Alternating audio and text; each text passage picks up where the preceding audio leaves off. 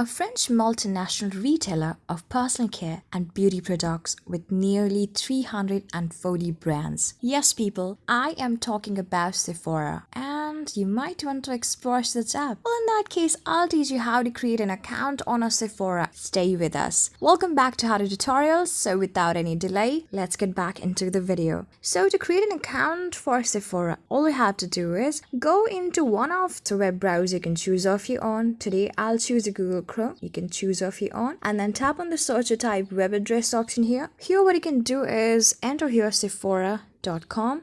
This will take you to the official web page of the Sephora app itself. Now what you can do is tap on Me option on the bottom. Here at the side of offers. As you do it, you'll get an option of sign in and create account. Since we are trying to create an account, tap on create account here. So you need to fill up all of your on insider. That's your personal information. I'm going to enter my first name and then my last name.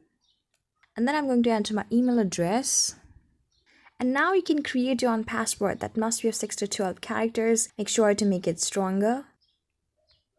After you've done it, you can even enter your phone number, but it is completely optional. So I'm not going to do it. So I'm going to scroll down. You can, if you would really like to do it, you can obviously enter your phone number as well. So after this, you can enter your birth date. I'm going to choose my birth month and then my birth date, just like this. After I've done it, I'm going to enter my zip code to my nearest place so that they can consult with me properly. All right. And then what you can do is tap on the square box option in front of a keep me shining option. Tap on it and then now tap on join now option on the bottom left here.